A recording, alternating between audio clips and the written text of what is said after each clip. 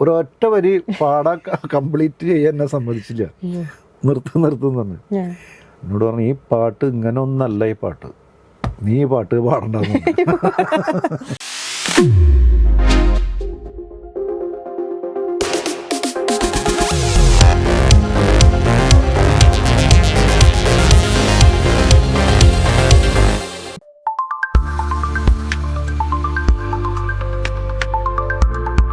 അതിൽ ഏറ്റവും നല്ല ഒരു കാലഘട്ടമാണ് ഈ കാസറ്റ് കാലഘട്ടം. ആ വന്ന സമയം എന്ന് പറഞ്ഞാൽ പാട്ടുകളുടെ വസന്തകാലം എന്നൊക്കെ പറയില്ലേ. പിന്നെ പാട്ട് നമ്മുടെ ഒരു ഉപജീവന മാർഗമാവുന്നൊന്നും ഞാൻ ഒരിക്കലും വിചാരിച്ചല്ല. മായാദേവകിക്ക് മകൻ പിറന്നേ, നല്ല മകൻ പിറന്നേ, മായ കണ്ണനായിട്ടവൻ വളർന്നേ, കാട്ടിൽ അവൻ വളർന്നേ. ടോക്ക് ഫ്രെയിമിലേക്ക് എല്ലാവർക്കും സ്വാഗതം. ഇന്നത്തെ നമ്മുടെ ഗസ്റ്റ് നമുക്ക് ഒരുപാട് നല്ല നല്ല പാട്ടുകൾ സമ്മാനിച്ചെന്ന എടപ്പാളിന്റെ സ്വന്തം പ്ലേബാക്ക് സിംഗർ എടപ്പാൾ വിശ്വനാഥൻ ചേട്ടനാണ്. സ്വാഗതം ചെയ്യാം. നമസ്കാരം ചേട്ടാ. നമസ്കാരം. എന്തൊക്കെയുണ്ട് ഇപ്പോഴത്തെ പുതിയ വിശേഷങ്ങൾ? വിശേഷം, സുഖമായിട്ട് പോകുന്നു. പിന്നെ എനിക്ക് തോന്നുന്നു ഗാനമേള എന്നൊക്കെ പണ്ട് കേൾക്കുമ്പോൾ തന്നെ ചേട്ടന്റെ പേരാണ് ആദ്യമായിട്ട് നമ്മുടെ എല്ലാവരുടെയും മനസ്സിൽ വരണം. അത്രയ്ക്കും ഒരുപാട് കാലത്തെ എക്സ്പീരിയൻസും ഒരുപാട് നല്ല നല്ല പാട്ടുകളും മലയാളികൾക്ക് സമ്മാനിച്ചു തന്ന ഒരാളാണ്. ഇപ്പം ഗാനമേള അന്ന് ഗാനമേളയാണല്ലോ സ്റ്റാർട്ട് ചെയ്തത് അല്ലേ? ഗാനമേളയിലൂടെയാണ് നമ്മൾ വരവ്. പിന്നെയാണ് കാസറ്റുകൾ ആയിരുന്നു അല്ലേ? കാസറ്റ് കാലഘട്ടമാണ് ശരിക്കും നമ്മളെ ആളുകൾ അറിഞ്ഞു, സുവർണകാലം. പിന്നെ അത് ഇങ്ങനെ നല്ല സിനിമയിലേക്കും അങ്ങനെയാണ് നമ്മുടെ ഒരു യാത്ര. അന്നത്തെ ഗാനമേള എന്ന് പറയുമ്പോൾ ഫുള്ള് കാസറ്റില് മാനുവലായിട്ട് കാസറ്റില് ഫില്ല് ചെയ്തുകൊണ്ടിരിക്കുക അല്ലെ? ഞാൻ ശരിക്കും പ്രൊഫഷണൽ ഒരു ഗാനമേളയിലേക്ക് വന്നത് തൃശ്ശൂർ വേവ്സ് എന്നിട്ടൊരു ഓർക്കസ്ട്ര. വേവ്സിലൂടെയാണ് ഞാൻ എൻ്റെ തുടക്കം, പ്രൊഫഷണൽ ആയിട്ടുള്ള തുടക്കം. അതിന് മുന്നേ നാട്ടിൽ ചെറിയ ചെറിയ പരിപാടികളും അങ്ങനെ കോളേജ് കാലഘട്ടം, കോളേജ് പഠനം, കോളേജിലെ ഓർക്കസ്ട്ര, കോളേജിലെ പാട്ട്, അങ്ങനെ വന്നിട്ടാണ് പിന്നെ പ്രൊഫഷണലായിട്ട് വരുന്നതാണ് തൃശ്ശൂർ വേവ്സ്. തൃശ്ശൂരിലേക്ക് എൻ്റെ ഒരു ചുവടുമാറ്റം തൃശ്ശൂർ വന്നതിന് ശേഷമാണ് ശരിക്കും നമുക്ക് ഒന്നുകൂടെ ഈ മ്യൂസിക്കലി എനിക്ക് ഒന്നുകൂടെ കുറേ ആളുകളായിട്ടുള്ള കണക്ഷനും കുറേ അവസരങ്ങളും അങ്ങനെ വന്നത് ആ ഒരു ചുവടുമാറ്റം ഒരു കണക്ഷനാണ്. ഇപ്പം ഇൻഡസ്ട്രിയിൽ വന്നിട്ട് എത്ര വർഷമായിട്ടുണ്ടാവും? ഇപ്പോ 30 വർഷം ഏറെക്കുറെ ഒരുപാട് മാറ്റങ്ങൾ അല്ലേ? പിന്നെ 30 വർഷം. അതിൽ ഏറ്റവും നല്ല ഒരു കാലഘട്ടമാണ് ഈ കാസറ്റ് കാലഘട്ടം. ആ വന്ന സമയം എന്ന് പറഞ്ഞാൽ പാട്ടുകളുടെ വസന്തകാലം എന്നൊക്കെ പറയില്ലേ. സിനിമാ പാട്ടുകളും അതുപോലെ തരംഗിണി പാട്ടുകളും ഓണപ്പാട്ടുകളൊക്കെ ഇറങ്ങുന്നൊരു കാലഘട്ടത്തിലാണ് നമ്മുടെ ഒക്കെ വരവ്. അന്നൊരു കാസറ്റ് ഇറങ്ങാൻ വേണ്ടി കാത്തിരിക്കണ കാലഘട്ടം. തീർച്ചയായിട്ടും. അപ്പോൾ അതൊക്കെ കേട്ടിട്ട് ഇങ്ങനെ ദാസേട്ടനും പിന്നെ ജയേട്ടനൊക്കെ പാടിയ പാട്ടുകൾ, MG ഒക്കെ പാടിയിട്ടുള്ള, ശ്രീകുമാരേട്ടനൊക്കെ പാടിയിട്ടുള്ള പാട്ടുകളൊക്കെ കഴിഞ്ഞ് നമ്മുടെ മനസ്സിൽ ഉള്ളത്. അങ്ങനെ വേണം നമ്മൾ പാട്ടിന്റെ പ്രാന്താവാന്നറിയില്ല, കേൾക്കുന്നവർക്കും പാടുന്നവർക്കും. അങ്ങനെയാണ് ഞാൻ ഈ മ്യൂസിക്കിലേക്ക് വന്നത് സത്യത്തിൽ. പിന്നെ പാട്ട് നമ്മുടെ ഒരു ഉപജീവന മാർഗമാവുന്നൊന്നും ഞാൻ ഒരിക്കലും വിചാരിച്ചല്ല. അതങ്ങനെ സംഭവിച്ചു പോയതാ. അതങ്ങനെ പ്രൊഫഷനാക്കി എടുക്കാനുള്ള താല്പര്യം അങ്ങനെ ഒരു പ്ലാനേ ഇല്ല. പിന്നെ അതങ്ങനെ സംഭവിച്ചു. അന്നത്തെ കാലത്ത് അതങ്ങനെ എടുക്കാനും നമുക്ക് 2 വട്ടം ചിന്തിക്കണം. ഇങ്ങനെ ഗാനമേളയിൽ ഇങ്ങനെ പാടുക, ജനങ്ങൾക്ക് കിട്ടുന്ന കയ്യടിയും അതൊക്കെ നേരിട്ട് അനുഭവിക്കുന്ന ഒരു രസങ്ങൾ, അതൊക്കെ ഒരു വലിയൊരു രസങ്ങളുടെ കാലഘട്ടമായിരുന്നു. അങ്ങനെ പോവാന്ന് പറയുമ്പോൾ കുറേ കഴിഞ്ഞപ്പോൾ എനിക്ക് തോന്നി, അയ്യോ ഇതിങ്ങനെ പോയി കഴിഞ്ഞാൽ എവിടെ എത്തും? ഗാനമേളയിൽ പാടുക എന്നുള്ളത് ശാശ്വതമല്ലല്ലോ. അങ്ങനെ ഇരിക്കുന്ന സമയത്ത് വീണ്ടും അങ്ങനെയാണ് സിനിമയുമായിട്ട് ഒരു കണക്ഷൻ വരുന്നതും ഒക്കെ നമ്മുടെ സൗഹൃദങ്ങളിലൂടെ കിട്ടിയിട്ടുള്ള അവസരം. പാട്ട് ചെറുപ്പം മുതലേ പഠിച്ചു തുടങ്ങി? പാട്ട് ചെറുപ്പം മുതലേ പഠിക്കാനും അന്നൊന്നും നമുക്ക് അതിനുള്ള അവസരങ്ങൾ ഉണ്ടായിട്ടില്ല. കുറേ കഴിഞ്ഞപ്പോഴാണ് എനിക്ക് പാട്ട് ഒക്കെ പഠിക്കണം, ക്ലാസിക്കലൊക്കെ ആയിട്ട് പഠിക്കേണ്ടത് ആവശ്യമാണ് തോന്നിയപ്പോഴാണ് ഞാൻ പഠിച്ചു തുടങ്ങിയത്. അതൊക്കെ അത് പിന്നെ പ്രീ ഡിഗ്രി ഒക്കെ കഴിഞ്ഞ സമയം, അത്രയും കഴിഞ്ഞപ്പോഴാണ് നമ്മൾ ഇതിനെ കുറിച്ചിട്ട് അതിന് മുന്നൊക്കെ പാടുമായിരുന്നു. അന്ന് ഒന്നും അറിയാതെ ക്ലാസിക്കല് ഒന്നും അന്ന് പഠിക്കാൻ പറ്റിയിട്ടില്ല. പ്രീ ഡിഗ്രി കഴിഞ്ഞപ്പോൾ എനിക്ക് ഒന്ന് പഠിക്കണം തോന്നി. അപ്പോഴാണ് ഇതിനെ കുറിച്ച് സീരിയസ് ആയിട്ട് ചിന്തിച്ചു തുടങ്ങി, പഠിച്ചു തുടങ്ങി. അപ്പൊ സ്കൂളിലെ കലോത്സവം, സ്കൂൾ കലോത്സവങ്ങളില്, കോളേജ് കലോത്സവങ്ങള്, സീസോൺ, ഇൻട്രസോൺ, അതിലൊക്കെ നമ്മള് മത്സരിക്കായിരുന്നു. അത് കഴിഞ്ഞ് ഡിവോഷണൽ സോങ്സ് ഒക്കെ എപ്പോഴാ പാടി തുടങ്ങിയത്? കോളേജും കഴിഞ്ഞ? കോളേജൊക്കെ കഴിഞ്ഞ് ഞാനിപ്പോ ഈ പ്രൊഫഷണൽ വന്നില്ലേ, ഗാനമേള പാടി തുടങ്ങിയതിന് ശേഷമാണ് കൂടുതലും ഈ കാസറ്റ് രംഗങ്ങളിലും ട്രാക്ക് പാടുന്നതിലും ഒക്കെ ആയിട്ട്. ആ സമയത്ത് അവിടെ തൃശ്ശൂരെ കണക്ഷൻ വിദ്യാധരൻ മാഷ് തുടങ്ങി. വിദ്യാധരൻ മാഷുള്ള പാട്ടുകളൊക്കെ പാടി തുടങ്ങി. അപ്പോൾ നമുക്ക് എക്സ്പീരിയൻസ് ആയി. മാഷൊക്കെ ഒരു പാട്ട് പാടുക എന്ന് പറഞ്ഞാൽ വലിയൊരു ബുദ്ധിമുട്ടുള്ള കാര്യമാണ്. മാഷൊക്കെ പാട്ട് പാടി മാഷ കൂടെ ഇരുന്ന് പാട്ട് പഠിക്കുക, പാട്ടത് പാടുക, അങ്ങനെ കുറേ ഒരു എക്സ്പീരിയൻസ് നമുക്ക് കിട്ടി. അതൊക്കെ ഒരു വലിയൊരു ഭാഗ്യം. പിന്നെ തുടക്കം അതൊക്കെ. പിന്നെ സിനിമ, നമ്മുടെ സൗഹൃദങ്ങളിലൂടെ സിനിമയിലേക്ക് വന്ന നമ്മുടെ സൗഹൃദ ശ്രീകുമാർ, അങ്ങനെ തൃശ്ശൂരിൻ്റെ സൗഹൃദങ്ങൾ നമുക്ക് ഒരിക്കലും മറക്കാൻ പറ്റില്ല. ഒരാളുടെ പേര് പറഞ്ഞാൽ ഒരാൾക്ക് കുറെ പേര് പറയേണ്ടി വരും. അപ്പൊ അത് എല്ലാവർക്കും വേണ്ടി. അപ്പോൾ അങ്ങനെയാണ് ആദ്യ സിനിമ ഞാൻ പാടുന്നത്. പിന്നെ ആന്തോളനം എന്ന് പറഞ്ഞിട്ട് സിനിമ, അത് ട്രാക്ക് പാടിയതാണ് സത്യത്തിൽ. നടേശ് ശങ്കറാണ് മ്യൂസിക് ചെയ്തത്. വിദ്യാധരൻ മാഷ് ഒരു അനിയനുണ്ട്, നടേശ് ശങ്കർ, അദ്ദേഹത്തിൻ്റെ ആദ്യത്തെ സിനിമ, ആദ്യം ആ മ്യൂസിക് ചെയ്യണം. യൂസഫ് അലി സാറാണ് അതിൻ്റെ ലിറിക്സ്. അങ്ങനെ അതിലെ പാട്ടുകളൊക്കെ ട്രാക്ക് പാടി. അതിൽ ഒരു അഷ്ടപതി ആവശ്യം വന്നു ഒരു സമയത്ത്. പടം ഷൂട്ട് തുടങ്ങിക്കഴിഞ്ഞപ്പോൾ ഒരു അഷ്ടപതിയും കൂടി പാടണം. അപ്പോൾ അതും ഞാൻ പാടി കഴിയുമ്പോൾ പിന്നെ അത് പറഞ്ഞു, ഈ പാട്ട് നമുക്ക് ഇത് ഇങ്ങനെ തന്നെ ഇരുന്നോട്ടെ, വിശ്വം പാട്ട്, ഇത് വേറെ കുഴപ്പങ്ങളൊന്നുമില്ല, അപ്പോൾ അങ്ങനെ ഇരുന്നോട്ടെ ഇതാണ്. അങ്ങനെ നമ്മളൊരു സിനിമയുടെ കണ്ണിയാവുന്നത്. നിന്ദതി ചന്ദന നിന്ദു കിരണമനുവിന്ദതി ഖേദമധീരം വ്യാളനിലയമിളനേനകരളമിവ കലയതി മലയ സമീരം മാധവ മനസി ചരിശിഖ ഭയാദിവ ഭാവന യാത്വൈനേ കൃഷ്ണ. അങ്ങനെ പോകുന്നൊരു സാധനമാണ് ആദ്യത്തെ എൻ്റെ പാട്ട്. പടം ഇറങ്ങി, പക്ഷെ പടം നന്ന അത്ര പിന്നെ ഹിറ്റാവുകയൊന്നും ചെയ്തില്ല. പക്ഷെ എന്നാലും പടം ഇറങ്ങി, നമുക്കൊരു ചെറിയൊരു ഒരു എൻട്രി കിട്ടി. അതൊക്കെയാണ് നമുക്ക് കിട്ടിയുള്ളൊരു ഭാഗ്യം. അല്ല, അതെനിക്ക് തോന്നുന്നു തിയേറ്റർ പോയിട്ട് കാണുമ്പോൾ വല്ലാത്തൊരു അനുഭവം. അതെ അതെ അതെ. അതിനുശേഷം എനിക്ക് പിന്നെ അവസരം വന്നതാണ് ചന്ദനം നിൽക്കില്ല.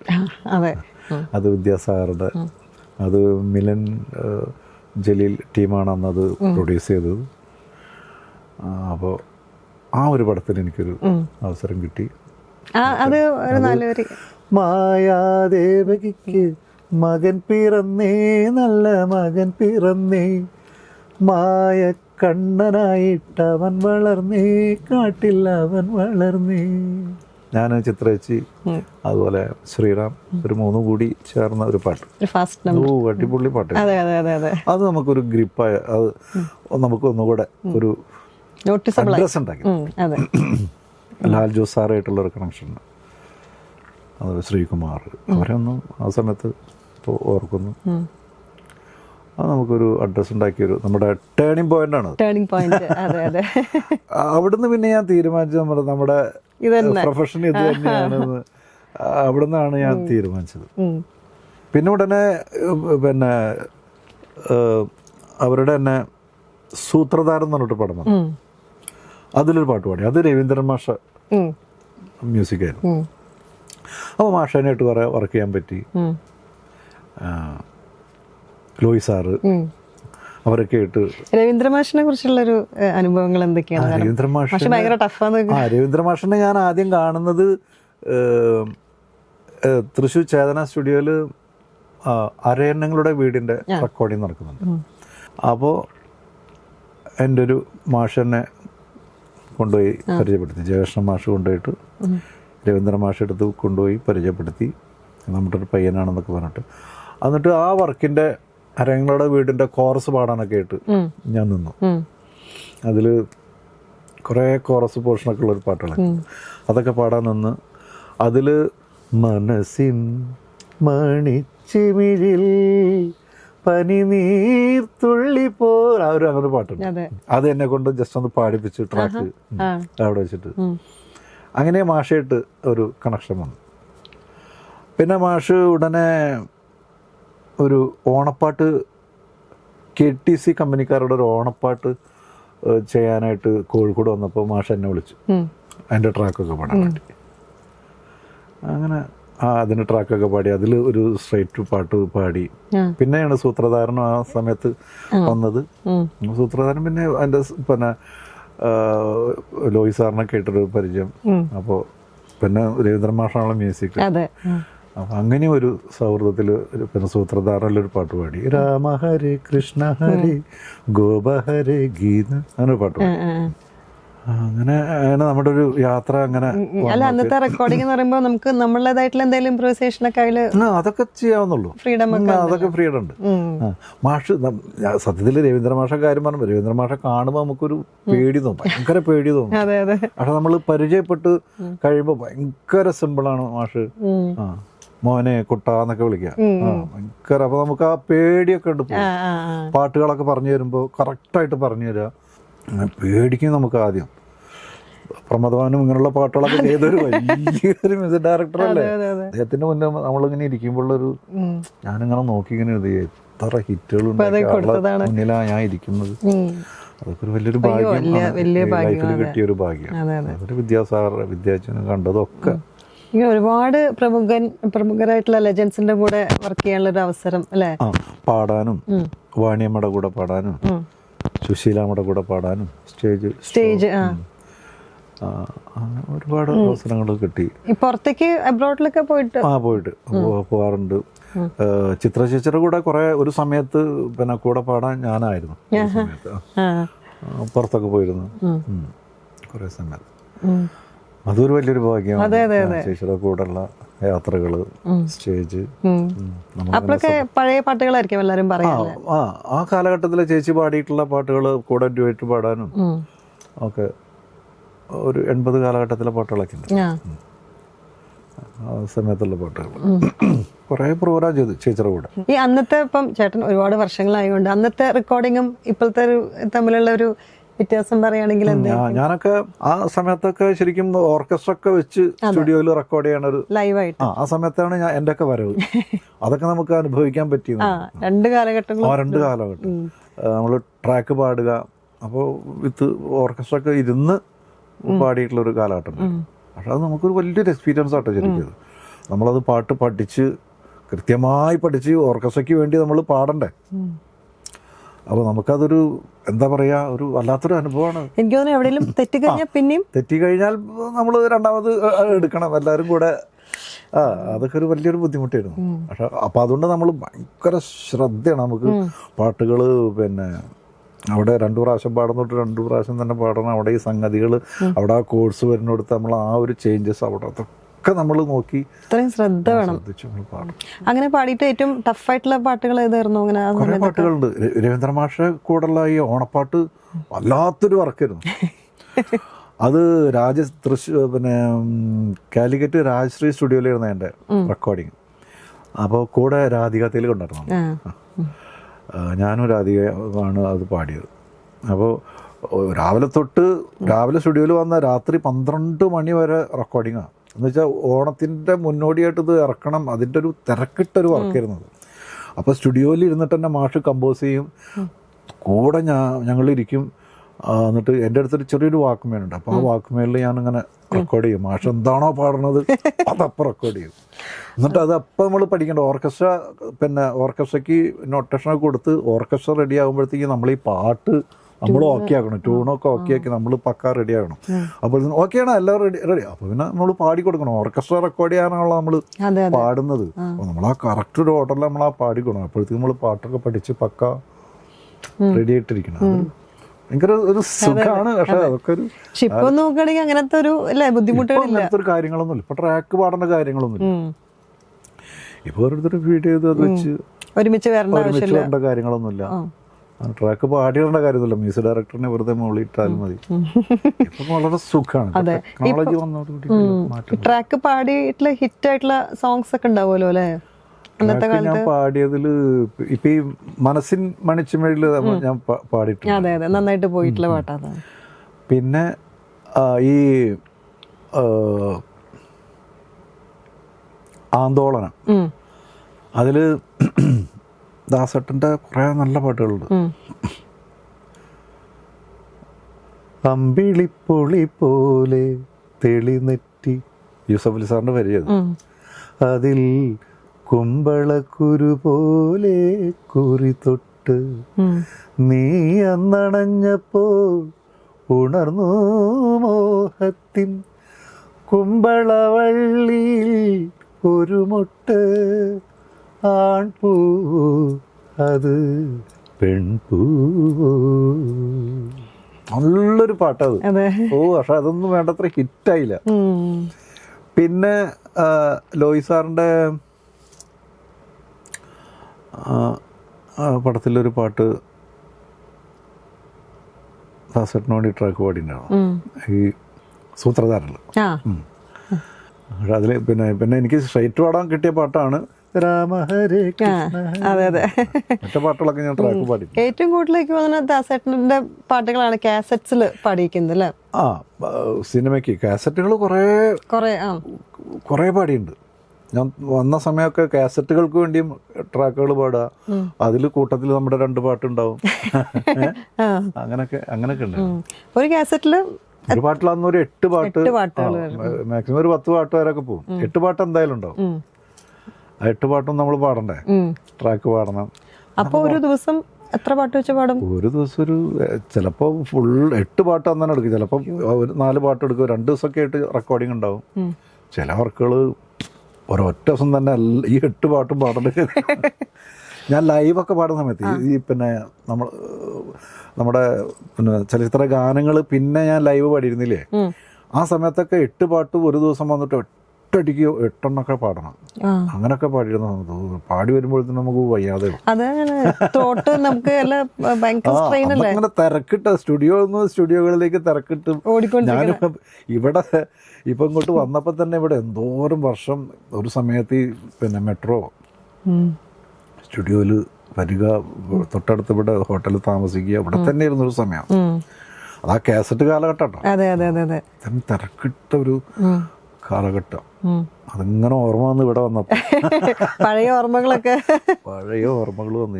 ഇപ്പം നോക്കുകയാണെങ്കിൽ അങ്ങനെ നോക്കുകയാണെങ്കിൽ ഇപ്പൊ സിനിമയില് പാട്ടുകളുടെ എണ്ണം കുറഞ്ഞു ഇപ്പൊ അങ്ങനെ സിനിമ പാട്ടുകൾക്ക് വലിയ പ്രാധാന്യമില്ല.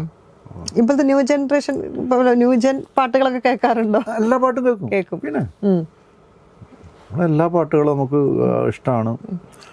എനിക്ക് ഏറ്റവും കൂടുതൽ മെലഡി ആയിട്ടുള്ള പാട്ടുകൾ പാടാനും അതൊക്കെയാണ് നമ്മുടെ മനസ്സിലുള്ള പാട്ടുകൾ.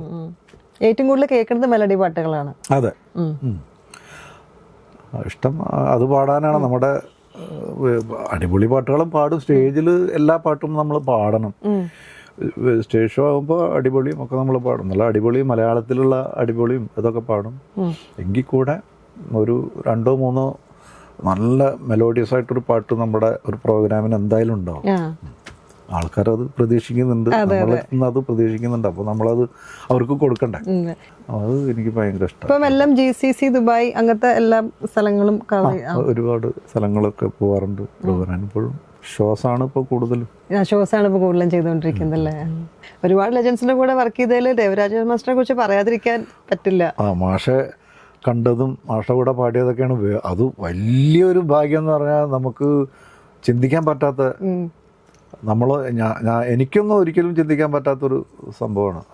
അത്രയും മലയാളത്തിൻ്റെ എന്താ പുണ്യം എന്നൊക്കെ രാജാവ് അദ്ദേഹത്തെ കാണാനും അദ്ദേഹത്തെ കൂടെ ഇരുന്ന് പാട്ട് പറഞ്ഞു തരിക, പാട്ട് പഠിച്ച് അദ്ദേഹത്തിൻ്റെ വേദിയിൽ അദ്ദേഹത്തെ ഇരിക്കുമ്പോൾ പാടുക, സ്റ്റേജിൽ കൂടെ ഇരുന്നിട്ട് പാടാനുള്ള ഒരു അവസരം. അദ്ദേഹത്തിൻ്റെ മാഷിൻ്റെ നാട്ടിൽ പറവൂര് നാട്ടിൽ അദ്ദേഹത്തിന് കൊടുത്തൊരു വലിയൊരു ആദരവുണ്ടായിരുന്നു. എല്ലാ പ്ലേബാക്ക് സിംഗേഴ്സും ഉണ്ടായിരുന്നു. പിന്നെ നമ്മുടെ ശ്രീകുമാരേട്ടൻ തൊട്ട് ജയേട്ടൻ, ദാസേട്ടൻ മാത്രം ഉണ്ടായിരുന്നില്ല. ദാസേട്ടൻ ഒഴികെ ബാക്കി എല്ലാവരും ഉണ്ടായിരുന്നു. സുദീപ് ഉണ്ടായിരുന്നു. പുതിയ തലമുറയിൽ നിന്ന് ഞാനും സുദീപും സന്തോഷ് കേശവ് അങ്ങനെയൊക്കെ ആയിരുന്നു. അപ്പോൾ അതിൽ നമുക്കൊരു അവസരം കിട്ടി എന്നുള്ളതാണ് ഏറ്റവും നമുക്ക് ഇപ്പോഴും ഓർക്കാവുന്ന. ഒരു ഫോട്ടോ പോലും എനിക്ക് എടുത്തു വയ്ക്കാൻ പറ്റിയില്ലല്ലോ എന്ന് ഞാനിപ്പോഴും ദുഃഖിച്ചിരിക്കാറുണ്ട്. അതൊരു വലിയ നഷ്ടമാണ് ശരിക്കും. ഒരു ഫോട്ടോ അന്ന് ക്യാമറ ഫോട്ടോ പിന്നെ മൊബൈൽ ക്യാമറ ഒന്നും ഇല്ലാത്തൊരു കാലഘട്ടമാണത്. അന്ന് സ്റ്റേജിൽ ഇരുന്നിട്ട് പാട്ട് പുള്ളി മാഷ് ആ പ്രോഗ്രാമിന് പിന്നെ എനിക്കൊരു ക്ഷണം കിട്ടിയപ്പോഴേ നമ്മുടെ വിദ്യാധരൻ മാഷ് മുഖേനയാണ് ഒരു ക്ഷണം കിട്ടുന്നത്. അപ്പോൾ മാഷുടെ കൂടെയുള്ള പറഞ്ഞു, പിന്നെ എനിക്ക് സന്യാസിനി എന്ന് പറഞ്ഞ പാട്ടാണ് എനിക്ക് പാടാനായിട്ട് എനിക്ക് ലിസ്റ്റ് തന്നിട്ടുണ്ടായിരുന്നത്. സന്യാസിനി എന്നുള്ള പാട്ട് പഠിച്ചു വരരുത്, കേട്ട് വരാവുള്ളൂ എന്നാണ്. കേട്ടേ വരാവുള്ളൂ, ഇവിടെ വന്നിട്ട് മാഷ് പറഞ്ഞു തരും, പഠിപ്പിച്ചു തരും. അപ്പോൾ ആ പാട്ടാണെന്നാണ്. ഓക്കെ. എന്നിട്ട് പ്രോഗ്രാമിൻ്റെ ഒരു തലേസംഗാനം ഞാൻ തിരുവനന്തപുരം പോയി മാഷെ കാണണം എന്ന് പറഞ്ഞ് മാഷെ കാണാൻ റൂമിൽ പോയി. അപ്പോൾ സന്യാസിനി എന്നുള്ള പാട്ട് ആ സമയത്ത് നമ്മൾ വേദികളിൽ ഇങ്ങനെ പാടി നടക്കുന്നൊരു സമയമാണ്. അപ്പോൾ അത് കേട്ട് നമ്മൾ ദാസേട്ടൻ പാടിയതാണല്ലോ, നമ്മൾ അതേ പാടിയെടുത്ത് പാടുന്നതല്ലേ. മാഷിൻ്റെ മുന്നിൽ ചെന്ന് ആ മാഷിനോട് പറഞ്ഞ് സന്യാസിനി പാട്ട് കേട്ടിട്ടില്ലേ എന്നൊക്കെ പറഞ്ഞു. ഞാൻ കേട്ടു. അത് എങ്ങനെ അറിയോ, പാട്ട് അറിയുമോ എന്ന് വെച്ചപ്പോൾ അറിയാം. അപ്പോൾ ഒന്ന് പാടൂ എന്ന് പറഞ്ഞപ്പോൾ മാഷ് മുമ്പിൽ നിന്നിട്ട് ഞാൻ സന്യാസിനി നിൻ പുണ്യാശ്രമത്തിൽ ഞാൻ ഒരൊറ്റ വരി പാടാൻ കംപ്ലീറ്റ് ചെയ്യാൻ എന്നെ സമ്മതിച്ചില്ല. നിർത്തും പറഞ്ഞു. എന്നോട് പറഞ്ഞു ഈ പാട്ട് ഇങ്ങനെ ഒന്നല്ല, ഈ പാട്ട് നീ പാട്ട് പാടണ്ടെന്ന്. ഞാൻ ആകെ ടെൻഷനായി പോയി. ഈ പരിപാടി തന്നെ ഒഴിവാക്കൂ, ആകെ ഒരു പാട്ടല്ലേ പാടുള്ളൂ, ഞാൻ എന്ത് ചെയ്യും? അപ്പം ഞാൻ ആകെ ഡെസ്പായിട്ട് ഇങ്ങനെ ഇരിക്കാം. ഈ പാട്ട് നീ പാടണ്ട, ഈ പാട്ട് ഇങ്ങനല്ല, ഇതിങ്ങനൊന്നല്ല, അത് ദാസേട്ടൻ പാടിയതാണല്ലോ നമ്മൾ പഠിക്കുന്നത്. ഒരു കാര്യം ചെയ്യും, സുദീപ് ഉണ്ടായിരുന്നു. അപ്പോൾ സുദീപ് ഇനിയിപ്പോൾ ഇവനെ അതൊരു പാട്ട് കൊടുക്കാം.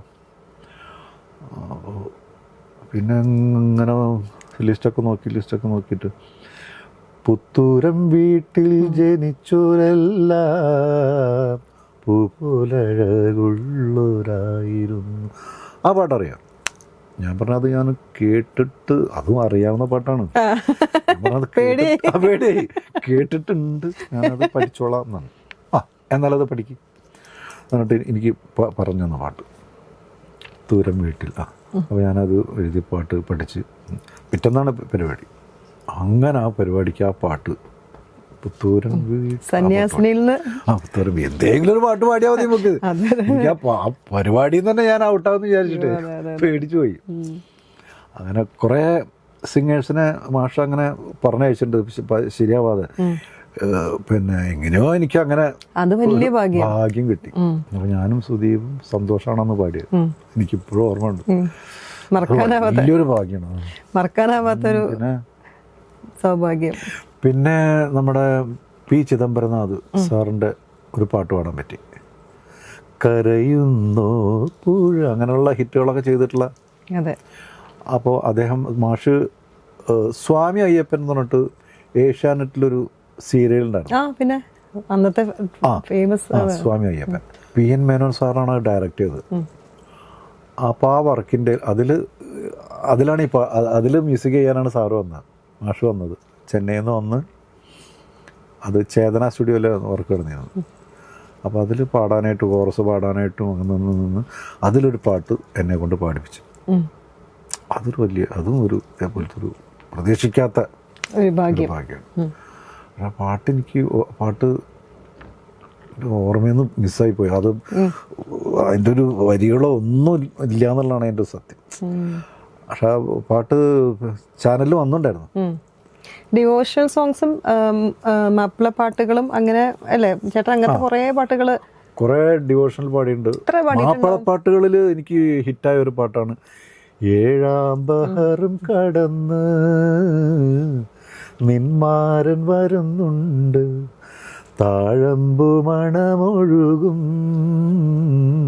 കാറ്റിന്ന് വരുന്നുണ്ട്, മേലെ മാനത്തമ്പിളി പാടിയ രാവിൽ മേഘക്കിരിന്നലകൾക്ക് നിറമുണ്ട്, ഏഴാം ബഹറും കടന്ന് നിന്മാരൻ വരുന്നുണ്ട്. ആ പാട്ട് അത് ഡോക്ടർ ഷാജഹാൻ സാറ് എഴുതിയിട്ട് അദ്ദേഹം തന്നെ മ്യൂസിക് ചെയ്തിട്ടുള്ളൊരു പാട്ടാണ്. അത് 2000 ആ സമയത്താണ് ആ പാട്ട് പാടിയത്. ഭയങ്കര ഹിറ്റ്. എനിക്ക് ഇങ്ങനൊരു ഹിറ്റ് തരാനില്ല. എനിക്ക് ഒരുപാട് ഗാനമേളകളിലും പാടാറുണ്ട്, എല്ലാവരും പാടാറ്. പക്ഷെ തുടക്കത്തിൽ ഈ പാട്ട് ആരാണോ പാടിയത്, ആരാണ് മ്യൂസിക്, ഒന്നും ആൾക്കാർക്ക് അറിയില്ലായിരുന്നു. പിന്നീടാണ് ഞാനാണ് ഇത് പാടിയത്. പിന്നെ ഞാൻ തന്നെ പോയിട്ട് പറയും സ്റ്റേജിൽ ഞാൻ പാടിയത്. കാരണം അന്ന് എനിക്ക് തോന്നുന്നത് സോഷ്യൽ മീഡിയ ഇല്ലാത്തത് വല്ലാത്തൊരു നഷ്ടമാണ് സത്യം പറഞ്ഞ അല്ലേ. ഇന്നിപ്പോ നമുക്ക് ആരാന്നൊക്കെ അറിയുന്നുണ്ട്. അന്നത്തെ ഒരു സമയത്ത് യേശുദാസ് സാറും അല്ലെങ്കിൽ അങ്ങനത്തെ ഒരു 3-4 പാട്ടുകാരല്ലാണ്ട് നമുക്ക് വേറെ ആരെ കുറിച്ച് ഒരു അറിവുമില്ല. അത് നാടകത്തിലാണ് ചേട്ടൻ കുറെ നാടകത്തില് ഞാൻ പാടി. കുറച്ച് നാടകത്തിലൊക്കെ പാടിയിട്ടുള്ളൂ. അതിൽ പാടിയതിൽ രചകൻ എന്ന് പറഞ്ഞ നാടകം വള്ളുവനാട് നാദം കമ്മ്യൂണിക്കേഷൻസിൻ്റെ നാടകമായിരുന്നു. രചകൻ ഒരു സൂപ്പർ നാടകമായിരുന്നു. ആ നാടകത്തിന് തന്നെ ആ വർഷം 4-5 അവാർഡ് ആ നാടകത്തിന് തന്നെ കിട്ടിയിട്ടുണ്ട്. അതിലെ ഒരു പാട്ടിന് ആ വർഷം 2005 എനിക്ക് ഏറ്റവും നല്ല ഗായകനുള്ള സംഗീത നാടക അക്കാദമി അവാർഡ് കിട്ടി. അത് ഇടനെഞ്ചിൽ പാട്ടുള്ള മൂലോക പെരുബാണൻ തുടികൊട്ടി പാടുന്നേ പുഴമലയാളം, അങ്ങനൊരു പാട്ട്. അത് മ്യൂസിക് ചെയ്തത് ദേവി കൃഷ്ണ എന്ന് പറഞ്ഞിട്ടൊരു മ്യൂസിക് ഡയറക്ടർ. എന്നിപ്പോൾ അദ്ദേഹം ജീവിച്ചിരിപ്പില്ല. ലീലാകൃഷ്ണേട്ടൻ്റെ ആലങ്കോട്ട് ലീലാകൃഷ്ണേട്ടൻ്റെ വരികളായിരുന്നു. നല്ലൊരു പാട്ടായിരുന്നു. 2005 അവാർഡ്. തമിഴില് പാട്ടുകളൊക്കെ തമിഴിൽ അങ്ങനെ സിനിമ അങ്ങനെ തമിഴിൽ ഞാൻ ഡിവോഷണൽ പാടിയിട്ടുണ്ട്. ഈ ക്രിസ്ത്യൻ ഡിവോഷണൽ തമിഴ് പിന്നെ വേഷം പാടിയിട്ടുണ്ട്. കുറേ പാട്ടുകൾ പാടിയിട്ടുണ്ട്. ക്രിസ്ത്യൻ ഡിവോഷണൽ സോങ്സ് തമിഴില്ലേ? ഇതിൽ ഓർമ്മയുണ്ടോ? ഒന്നും ഓർമ്മയില്ല ലിറിക്സ് ഇല്ലേ? പിന്നെ പിന്നെ ലൈവ് കാസറ്റുകളുടെ ഒരു കാലഘട്ടം ഉണ്ടായിരുന്നു. 2000 ആ സമയത്തൊക്കെ. അതിൽ കുറേ പാട്ടുകൾ മലയാളം പിന്നെ പാട്ടുകൾ വീണ്ടും പാടിയിട്ട് ആ മേഖലയിൽ എനിക്ക് ഒരുപാട് ഹിറ്റുകൾ ഉണ്ടായിട്ടുണ്ട്. അങ്ങനെ ആൾക്കാർ കുറേ അറിഞ്ഞിട്ടുണ്ട്. പ്രോഗ്രാംസൊക്കെ കിട്ടാനായിട്ട് അത് കുറേ ഉപകാരപ്പെട്ടിട്ടുണ്ട്. അതുപോലെ ദാസേട്ടൻ്റെ ഹിന്ദി വേഷം പാടിയിട്ടുണ്ട്. സുരുമൈ അക്കിയോമി എന്നാണ് ആ കാസറ്റിൻ്റെ പേര്. അത് എറണാകുളത്തുള്ള ഒരു പ്രൊഡ്യൂസർ, കാക്കനാടുള്ള നമ്മുടെ അബ്ദുൽ ഖാദർ, അദ്ദേഹമാണ് അത് പ്രൊഡ്യൂസ് ചെയ്തൊക്കെ അതിൻ്റെ പിന്നിലുണ്ടായിരുന്നു. 2 ദിവസം എടുത്തിട്ടാണ് ഞാൻ ആ പാട്ട് പാടിയത്. എറണാകുളത്ത് ആലാപിലൊക്കെ ഇരുന്ന് അതിൻ്റെ റെക്കോർഡിങ്ങൊക്കെ. നല്ല പാട്ടുകളായിരുന്നു. ദാസേട്ടൻ്റെ ഗുരുത്തര ഗാബട പ്യാര ആ പാട്ട്, അതുപോലെ ആ ഒരു കാറ്റഗറിയിൽ ഒരു 10 പാട്ടുകളുണ്ടായിരുന്നു. സുരുമേ അഖിയോമേ നന്ന മുന്നൈക്ക് സപ്നാദേ ജാരെ ആ പാട്ട്, അതുപോലെ മാനാഹുത്തും ആ പാട്ടൊക്കെ അത് ഭയങ്കര ഹിറ്റായ കാസറ്റ്. കാസറ്റ് കാണാൻ തന്നെ CD ഒന്നുമില്ലാത്ത ആ കാസറ്റാണ് ചിത്ര ചേച്ചി ഒരു ബോംബെ യാത്രയിൽ കേൾക്കാനിടയത്. ഈ കാസറ്റ് ബോംബെയിൽ ചേച്ചി ഒരു പ്രോഗ്രാം പോയപ്പോഴേ അവിടുത്തെ ആ പ്രോഗ്രാം കോർഡിനേറ്റർ വണ്ടിയിൽ ഈ കാസറ്റ് ഇട്ട് ചേച്ചി പോകുമ്പോൾ, അപ്പോൾ ചേച്ചിക്ക് പെട്ടെന്ന് ഇത് ആരെ ഈ പാട്ട് പാടിയുള്ളതെന്ന് ചോദിച്ചിട്ട് എന്നെ വിളിക്കുകയൊക്കെ ഉണ്ടായി. ചേച്ചിക്ക് ആ ശബ്ദം ഭയങ്കരമായിട്ട് നന്നായി. അങ്ങനെയാണ് ചേച്ചി ഒരു പ്രോഗ്രാമിന് വിളിക്കുന്നത്. അവിടെ നിന്ന് ഒരു കണക്ഷൻ. തമിഴ് ഏറ്റവും കൂടുതൽ പാട്ടുകൾ ആരുടെ കേൾക്കാറ്? രാജാ സാർ. തമിഴ് രാജാ സാറ് അതെ ഒന്നും പറയണ്ടല്ലോ.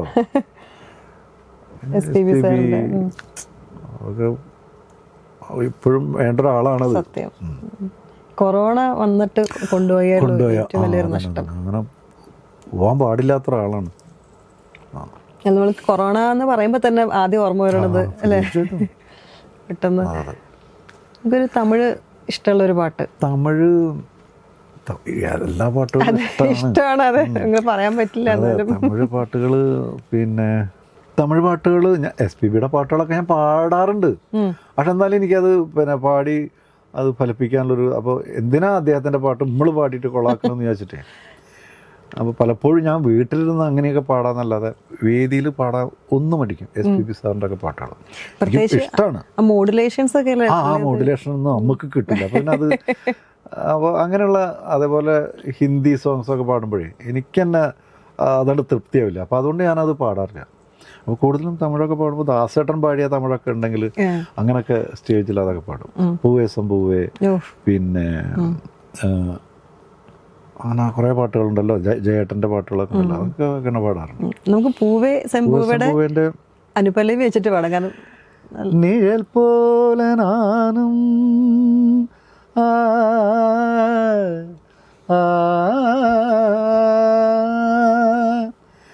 நிழல் போல நானும் நடை போட நீயும் தொடர்கின்ற சொந்தம் நடுங்காத பந்தம் கடல் வானம் கூட நிறம் மாறக்கூடும் மனம் கொண்ட பாசம் தடமாறிடாது நான் வாழும் வாழ்வை என்னோடு நானும் நெஞ்சு நாராரும் தேனி என்னாலும் சங்கீதம் சந்தோஷமே வாய் பேசிடும் புல்லாங்குழல் நீதானொரு பூவின் மடல் பூவே செம்பூவே உன் வாசம் வரும் வாசல் என் வாசல் உன் பூங்காவனம் வாய் பேசிடும் புல்லாங்குழல் நீதானொரு പൂവിൻ മടൽ തരറി. എത്ര കേട്ടാലും അല്ലെ മതിയാവില്ല പാട്ട് കേട്ടത്. അതാണ് പണ്ടത്തെ പാട്ടിന്റെ ഒരു പാട്ടുകളുടെ ഇതൊക്കെ പാടിയാല് ഇതൊക്കെ ഇങ്ങനെ കേട്ടിരുന്നാൽ തന്നെ മനസ്സും ശാന്തമാവും. അതെ അതെ അതെ. ഇതൊക്കെ എല്ലാവരുടെ പ്ലേലിസ്റ്റിലും ഉള്ള പാട്ടാണ്. തീർച്ചയായിട്ടും ഇങ്ങനത്തെ പാട്ടുകൾ ഇനി ഉണ്ടാവില്ല. ഇപ്പൊ തോന്നുന്നു ഇപ്പോഴത്തെ റിയാലിറ്റി ഷോയിൽ തന്നെ കുട്ടികൾ എടുക്കണ പാട്ട് പഴയ പാട്ടുകളാ. അങ്ങനത്തെ പാട്ട് ഒരു പാട്ടുകാരൻ്റെ കഴിവ് കാണിക്കണമെങ്കിൽ അത്തരം പാട്ടുകൾ പാടണം. ഇപ്പൊ ഈ കുട്ടികളൊക്കെ പാടുന്നുണ്ടല്ലോ, ഒക്കെ പഴയ പാട്ട് ഇത്ര ബ്യൂട്ടിഫുൾ ആയിട്ട് അവർ പാടുന്നത് നമുക്ക് പോലും ഇപ്പൊ അങ്ങനെ പാടാൻ പറ്റില്ല. ഇത്ര പെർഫെക്ഷനുള്ള കുട്ടികൾ പാടണം. ഭയങ്കര കഴിവുള്ള കുട്ടികളപ്പോ ചില പാട്ടുകൾ കേട്ടാൽ പിന്നെ ഞാനൊക്കെ വേദിയിലെ പാടിയ പാട്ടുകളായിരിക്കും. അത് ഇപ്പോഴത്തെ കുട്ടികൾ ഈ പിന്നെ റിയാലിറ്റി ഷോയിൽ പാടുമ്പോഴേ അയ്യോ ഇത് ഇങ്ങനെയൊക്കെയാണ് ഞാനൊക്കെ അങ്ങനെ തോന്നുന്നു എനിക്ക്. അല്ല അതെ, ഭയങ്കര ടാലന്റ് ആയിട്ടുള്ള പിള്ളേര്. എനിക്ക് തോന്നുന്നത് അത് സോഷ്യൽ മീഡിയ അല്ലേ, അത് ഇങ്ങനെ റിയാലിറ്റി ഷോസ് വരുന്നുണ്ട്, അവർക്കും ഭയങ്കര ഒരു ഓപ്പർച്യൂണിറ്റീസ് ആണ്. കുട്ടികൾക്ക് ഒരുപാട് കാര്യങ്ങൾ പാട്ടുകളുടെ ഡീറ്റെയിൽ എന്താണോ എന്നൊക്കെ കുട്ടികൾക്ക് ഇപ്പം മനസ്സിലായി തുടങ്ങി. ഇന്നതുപോലെ ഡീറ്റെയിൽ ആയിട്ട് പാടണം. പണ്ടൊന്നും നമുക്കൊന്നും ആരും ഇത് പറഞ്ഞു തരാനുമില്ല. നമ്മുടെ ഒരു ബുദ്ധിക്കനുസരിച്ച് അങ്ങനെ പാടി വന്നതാണ്. നമ്മളെ ഒന്നും ആരും പറഞ്ഞു തരുന്നില്ല. ഇപ്പോൾ അങ്ങനെയല്ല, കുട്ടികൾക്ക് അറിയാം അത്തരം ഡീറ്റെയിൽ നോക്കി പാടണം ഒരു പാട്ടിന്റെ എന്താണോ. അല്ല അതിനുള്ള ഫെസിലിറ്റീസ് അവിടെ കൊടുക്കുന്നുണ്ടല്ലോ. ഗ്രൂമേഴ്സും ഓപ്പൺ ആയിട്ട് പാടാനും ഏതൊക്കെ റേഞ്ച് വരെ തീർച്ചയായിട്ടും അല്ലേ കൊടുക്കുന്നുണ്ട്. ഇതിന്റെ കൂടെ തന്നെ കമ്പോസിങ് എപ്പോഴും ട്രൈ ചെയ്തിട്ടുണ്ടോ? അയ്യോ ആ പരിപാടി തീരെ നടക്കില്ല. ഞാൻ ഇടയ്ക്ക് നമ്മൾ വീട്ടിലൊക്കെ ഇരുന്നിട്ടേ ഭാര്യ പറയും ഇടയ്ക്ക് എന്തൊക്കെ ഒരു പാട്ടൊക്കെ നമുക്കൊന്ന് ചെയ്ത് നോക്കി, അങ്ങനെ ചെയ്തുകൂടെ എന്നൊക്കെ ചോദിക്കും. ഞാൻ വെറുതെ വെറുതെ ഒരു പാട്ടൊക്കെ നോക്കി ശ്രമം നടത്തും. അപ്പൊ ഏതെങ്കിലുമൊക്കെ ഒരു പാട്ടിന്റെ പോലെ ഉണ്ടാവും. അപ്പൊ അത് വീട്ടിൽ നിന്ന് തന്നെ ആൻസർ കിട്ടും.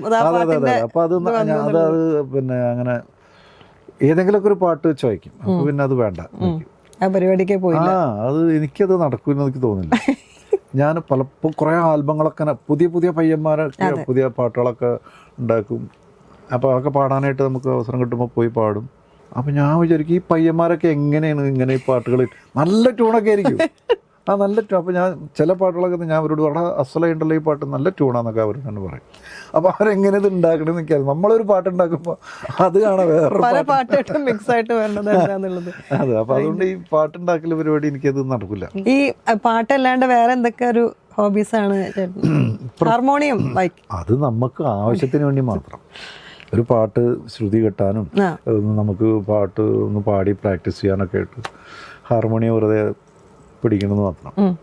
അങ്ങനെ വായിച്ചാൽ അങ്ങനെ പ്രോഗ്രാം അങ്ങനെ വായിക്കാനൊന്നും അറിയില്ല. നമ്മുടെ കാര്യങ്ങൾക്കുള്ള അതെ അതെ അതിനുവേണ്ടി മാത്രം ഹാർമോണിയം വീട്ടിലുണ്ട്. പിന്നെ മക്കള് പാടും രണ്ടുപേരും. അപ്പൊ അവർക്കും മക്കൾക്ക് അപ്പൊ ഇങ്ങനെ കറക്ഷൻസ് ഒക്കെ പറഞ്ഞു കൊടുക്കും. അത് നമുക്ക് അറിയുന്ന രീതിയിൽ അവർക്ക് പറഞ്ഞു കൊടുക്കും. ചേട്ടന്റെ കേസറ്റില് ജോൺസൺ മാഷിന്റെ പാട്ടുകളും അധികം പാടിയിട്ടുണ്ടല്ലോ അല്ലേ? കുറെ പാട്ടുകളുണ്ട്. ജോൺസൺ മാഷിന്റെ ഷോ ധാരാളം. പിന്നെ മാഷുള്ള സമയത്ത് തന്നെ മാഷിന്റെ കൂടെ കുറെ ഷോസ് ഒക്കെ ചെയ്തിട്ടുണ്ട്. അതിനുശേഷം പിന്നെ ജോൺസൺ മാഷ് നൈറ്റ് എന്നൊക്കെ പറഞ്ഞിട്ട് മാഷിന്റെ പാട്ടുകൾ മാത്രം ഉൾക്കൊള്ളിച്ച പ്രോഗ്രാമുകൾ കുറെ പാടിയിട്ടുണ്ട്. എണ്ണം പറഞ്ഞ പാട്ടുകളല്ലേ? അതെ അതെ അതെ. ഏത് ഏതാ നമ്മൾ തെരഞ്ഞെടുക്കാന്ന് പറഞ്ഞാൽ നമുക്കൊരു സംശയം. എത്ര പാട്ടുകളാണ്, എത്ര കേട്ടാലും മതി വരാത്ത പാട്ടുകൾ. നമുക്കൊരു പാട്ട് അതാണ് പറഞ്ഞു ഏതാ പാടുക, ഏത് പാട്ട് പാടുന്നുള്ളതാണ്. കുറെ പാട്ടുണ്ട്. അറിയാതുണർന്നു കതിരാർന്ന ശീലുകൾ കളമൈനകൾ രാപ്പന്തലിൽ പാടി ശുഭരാത്രി ഏതോ കിളിതൻ ഒഴുകും സ്വരജതി പോലെ എഴുതാ കനവിൻ മുകുളങ്ങളിൽ അമൃത കണം വീണു പാതിമേ മറഞ്ഞതെന്തേ സൗഭാഗ്യ താരമേ രാവിൻ നീലക്കലികയിൽ ഏകദീപം നീ പാതിമേ മറഞ്ഞതെന്തേ സൗഭാഗ്യ താരമേ. പെട്ടെന്ന് ഓർമ്മ വന്നൊരു പാട്ട്. പിന്നെ സ്ഥിരം പാടുന്ന പാട്ടുകളൊക്കെയാണ് ഇത്. പവിഴം പോൽ പവിഴാധരം പോൽ പനിനീർ പൊന്മുകുളം പോൽ തൊടുശോഭയെഴും നിറമുന്തിരി നിൻ മുഖസൗരഭമോ പകരുന്നു. പവിഴം പോൽ പവിഴാധരം പോൽ പനിനീർ പൊന്മുകുളം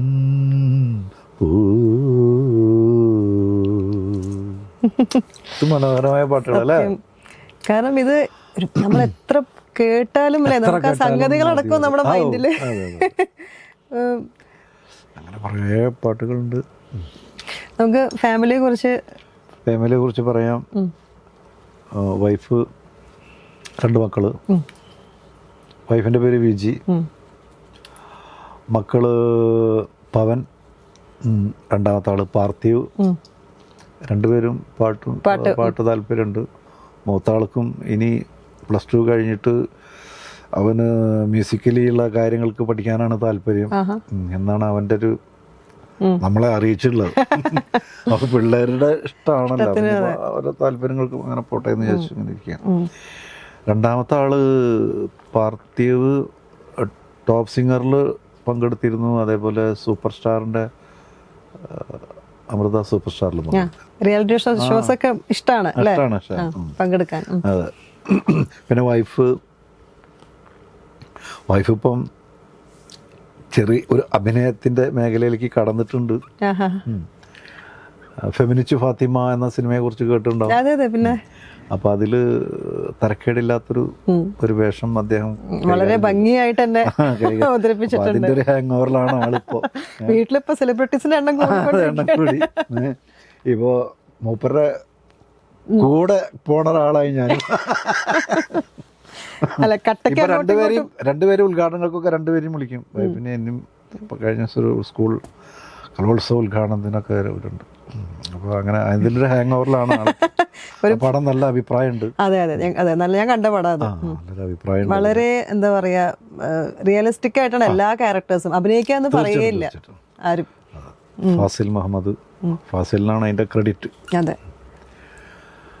അപ്പോൾ മോൻ ട്യൂഷൻ വീട് എന്ന് പറഞ്ഞിട്ടൊരു പാർത്ഥിവ് സീരീസിലെ ഒരു വെബ് സീരീസിൽ അഭിനയിച്ചു. ട്യൂഷൻ വീട് കുട്ടികളെ വെച്ച്, കുട്ടികൾക്ക് പ്രാധാന്യമുള്ളൊരു, അതിൽ സുപ്രൻ എന്ന് പറഞ്ഞിട്ടൊരു കഥാപാത്രം മോൻ ചെയ്തിരുന്നു. ഭയങ്കര ഹിറ്റ്. അത് കുട്ടികളുടെ ഇടയിൽ അറിയാം. സുപ്രൻ എന്ന് പറഞ്ഞ ഭയങ്കര കുട്ടി സെലിബ്രിറ്റിയാണ്. സെലിബ്രിറ്റിയാണ്. അപ്പോൾ അതിങ്ങനെ കണ്ടിന്യൂസ് ആയിട്ട് പോകുന്നുണ്ട്. അപ്പൊ അതിന്റെ കൂട്ടത്തില് മോനായിട്ട് ഷൂട്ടിന് ചെന്നിട്ട് ചെറിയ ഒരു വേഷത്തിൽ ചെയ്തതാണ്. അവിടെ നിന്നാണ് പിന്നെ ഫെമിനിസ്റ്റിലേക്കൊക്കെ വന്നത്. വലിയ സ്ക്രീനിലോട്ട് വന്നത്. അപ്പോഴാണ് ഞാനും അറിയുന്ന ആളിങ്ങനെ അഭിനയിക്കും എന്നൊക്കെയുള്ള കാര്യങ്ങൾ. അപ്പോൾ ഞാനും അപ്പോഴൊക്കെ തന്നെ അറിയാം. അതിന്റെ മുന്നൊന്നും അറിയില്ലായിരുന്നു. ഉള്ളിലുള്ള ഹിഡൻ ടാലന്റ് പുറത്തേക്ക് വരട്ടെ. അതെ, ഈ അവസരങ്ങൾ അല്ല, ഓരോ സമയമുണ്ടല്ലോ. അതുകൊണ്ടല്ലോ നമ്മളെല്ലാരും നമ്മൾ സപ്പോർട്ട് ചെയ്യാം. നമ്മൾ വേണ്ട ഒരു പിൻബലം കൊടുത്താൽ മതിയല്ലോ. അതെ, അതന്നെ ഏറ്റവും വലിയ സപ്പോർട്ടാണ്. വൈഫ് പാട്ട് ഇത്തിരിയൊക്കെ മോളും താല്പര്യമുണ്ട്. മക്കള് റിയാലിറ്റി ഷോസിലാണ് രണ്ടിലും പങ്കെടുത്തിട്ടുണ്ടായിരുന്നു. അപ്പൊ വീട്ടിൽ നിന്ന് നല്ലൊരു ഗ്രൂമിങ് കഴിഞ്ഞിട്ടാണല്ലോ അവരോട്ട് പോയത്. നമുക്കറിയാവുന്ന കാര്യങ്ങളൊക്കെ. പിന്നെ അവിടെ നിന്ന് ഒരു ഗ്രൂമിങ് ഉണ്ടായിരുന്നു. പിന്നെ നമുക്ക് പറഞ്ഞു കൊടുക്കാനുള്ള അവസരം എന്തായാലും കിട്ടില്ല. എന്ന് വെച്ചാൽ പാട്ടുകളൊക്കെ പെട്ടെന്നാവും കിട്ടുക. അപ്പോൾ ഗ്രൂമേഴ്സ് അവിടെ എന്തായാലും ഉണ്ടാവും. പിന്നെ എന്തെങ്കിലും ഒരു സംഭവം കുറച്ച് സമയം കിട്ടുന്ന സമയമൊക്കെ ഞാനൊക്കെ പറഞ്ഞു കൊടുക്കാം, നമുക്ക് പറ്റാവുന്ന പോലെ. ചേട്ടൻ സോഷ്യൽ മീഡിയയിൽ എത്ര ഇപ്പൊ ആക്റ്റീവായി തുടങ്ങി? ഇപ്പൊ ഞാൻ ഇത്തിരി ആക്റ്റീവായി തുടങ്ങി. എല്ലാരും ചീത്ത പറഞ്ഞു എല്ലാരും എന്നെ ചീത്ത പറയും. എന്തര അതൊക്കെ ചെയ്ത വർക്കുകൾ പറഞ്ഞാൽ മതി. അപ്പൊ പാട്ട് പാടിയിട്. എന്നാലും മടിയാണ്. പാട്ടൊന്ന് പാടിയിടാൻ ഭയങ്കര മടിയാണ്. എന്നാലും ഇപ്പൊ അങ്ങനെ നമ്മൾ യൂസ്ഡ് അല്ലാത്തതുകൊണ്ടാണ്. നമ്മൾ പണ്ട് അങ്ങനെ ചെയ്തിട്ടില്ലല്ലോ. അതുകൊണ്ട് ഇപ്പം, പക്ഷെ ഇപ്പൊ അത് ചെയ്തിട്ടില്ലെങ്കിൽ ഭയങ്കര ബുദ്ധിമുട്ടാണ്. ഇപ്പൊ പിന്നെ ഞാനും മോനൊക്കെ ഇരുന്നിട്ട് വരെ പാട്ടൊക്കെ ഇടയ്ക്കൊക്കെ ഒന്ന് പാടി, അങ്ങനെ കവർ സോങ് ഒക്കെ പാടി ഇങ്ങനെ ഇടും സമയം കിട്ടുന്നത് പോലെ. അല്ലിപ്പോ അത് ആവശ്യമാണ്. അതിപ്പോ ഒരു ആവശ്യമാണ്. അപ്പൊ പിന്നെ നമ്മളെ സപ്പോർട്ട് ചെയ്യാൻ നമ്മളെ തന്നെ ഉള്ളൂ എന്ന് മനസ്സിലായപ്പോഴേ തീർച്ചയായിട്ടും അങ്ങനെ പോണു. കുഴപ്പമില്ലാതെ എപ്പോഴും പിന്നെ നല്ല രീതിയിൽ പിന്നെ മുന്നോട്ട് പോകുന്നുണ്ട്. എല്ലാവരുടെ സപ്പോർട്ടും ഇനി ഉണ്ടാവുക എന്നുള്ളതാണ് പ്രാർത്ഥന. ഈ ശബ്ദത്തിന് വേണ്ടി എന്തെങ്കിലും ചെയ്യുന്നുണ്ടോ? വളരെ മനോഹരമായിട്ടുള്ള ശബ്ദത്തിന് വേണ്ടി താങ്ക് യു. ശബ്ദത്തിന് വേണ്ടി നമ്മളൊന്നും പ്രത്യേകിച്ചൊന്നും ചെയ്യാറൊന്നുമില്ല. തണുത്തത് ഒക്കെ മാക്സിമം ഒക്കെ ഒന്ന് ഒഴിവാക്കുക. മക്കൾക്കും പറഞ്ഞു കൊടുക്കാറുണ്ട്? പറഞ്ഞു കൊടുക്കും. പ്രോഗ്രാമുള്ള സമയത്തൊന്നും ഞാൻ തണുപ്പ് കഴിക്കില്ല. പ്രോഗ്രാമൊക്കെ ഉള്ള സീസണൊന്നും, ഔട്ടോ സീസണൊക്കെ വേണമെങ്കിൽ ഒരു ഐസ്ക്രീമൊക്കെ കഴിക്കണം എന്നൊക്കെ ചിലപ്പോൾ ഒന്നുകൊണ്ട് കഴിക്കും. അങ്ങനെ ശബ്ദത്തിന് വേണ്ടി നമ്മൾ ശബ്ദം പിന്നെ ചെവിയിൽ ഇത് വെച്ചിട്ട് ഇങ്ങനെ നടക്കുക, യാത്രയിൽ അങ്ങനെ മൂടി നടക്കുക, അങ്ങനത്തെ പരിപാടിയൊന്നും ഞാൻ ചെയ്യാറില്ല. നമ്മൾ പ്രകൃതിയായിട്ട് തന്നെ ആ ഒരു ഇത് ഉണ്ടാക്കണ്ടേ. അതെ അതെ, അല്ലെങ്കിൽ ഭയങ്കര സെൻസിറ്റീവായിട്ട് മാറും. ഒരു പ്രതിരോധ ശേഷി നമുക്ക് തന്നെ ഉണ്ടാവണം. അതെ. അപ്പോൾ മഞ്ഞുകാലമായാലും ഞാൻ മഞ്ഞത്തൊക്കെ നടക്കുക, മഴ കൊള്ളുക, ഇതൊക്കെ ചെയ്യുമ്പോൾ തന്നെ നമ്മൾ ബോഡി അതിനൊക്കെ ഒന്ന് പ്രതിരോധിക്കുക എന്തായാലും. ഞാനങ്ങനെ പ്രത്യേകിച്ച് ശബ്ദം അങ്ങനെ ഒന്നും ചെയ്യാറില്ല. ഇതുവരെ അങ്ങനെ കുഴപ്പമില്ലാതെ അങ്ങനെ പോണു. എല്ലാവരും അഭിപ്രായങ്ങൾ, നല്ല അഭിപ്രായങ്ങൾ, അവരെല്ലാവരും പ്രാർത്ഥന, എല്ലാവരും സ്നേഹം, അതാണ് ഏറ്റവും വലുത്. ഒരുപാട് സൗഹൃദങ്ങൾ, എല്ലാ സൗഹൃദങ്ങളും നമുക്ക് വേണ്ട സപ്പോർട്ട് തരുന്നു എന്നുള്ളതാണ്. ഒരുപാട് സന്തോഷം. സന്തോഷം. ഒരുപാട് കാര്യങ്ങൾ അറിയാൻ സാധിച്ചതില്. ഇവിടെ വന്ന് എടപ്പാള് കാര്യമാണെന്ന് പറഞ്ഞപ്പോ അതിലേറെ സന്തോഷം. അത് പറയാൻ പറ്റില്ല, പേരിന്റെ കൂടെ എടപ്പാള് വന്നതിന്റെ ഒരു കഥ ഉണ്ടല്ലോ. എടപ്പാള് വന്നതേ ഞാനായിട്ട് ഇട്ടതല്ല സത്യത്തിൽ. എനിക്കത് ആദ്യം ഇടും അതെങ്ങനെ ഒരു മടിയാണ്. ഞാൻ വിശ്വനാഥൻ എന്നാണ് എൻ്റെ ഫുൾ നെയിം. അപ്പോൾ ഞാൻ പണ്ടത്തെ കാസറ്റുകളിലൊക്കെ വിശ്വനാഥ് എന്ന് കാണും.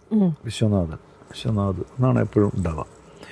ഈ എടപ്പാളിൽ നിന്ന് എങ്ങനെ വന്നതെന്ന് എനിക്ക് പോലും അറിഞ്ഞൂടാ. അത് ആൾക്കാർ പറഞ്ഞ് ഞാൻ കണ്ണൂർ, തലശ്ശേരി ആ ഭാഗത്തൊക്കെ പ്രോഗ്രാമിന്, അങ്ങോട്ടൊക്കെ ഉള്ള പ്രോഗ്രാം, നമ്മുടെ ഇൻഡിവിജ്വൽ പ്രോഗ്രാംസൊക്കെ ചെന്ന ഞാൻ പ്ലേബാക്ക് സിംഗർ വിശ്വനാഥൻ എന്നൊക്കെയാണ് നമ്മൾ കൊടുക്കുക.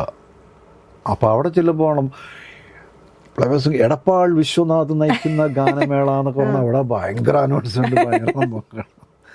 പിന്നീട് അത് അങ്ങനെ വന്നത് എടപ്പാൾ. പക്ഷെ നമുക്കതിനോട് വിഷമത്തില്ല, എടപ്പാളിൻ്റെ ഒരു നാമധേയത്തിൽ അറിയപ്പെടുകയാണെങ്കിൽ അങ്ങനെ ആവട്ടെ.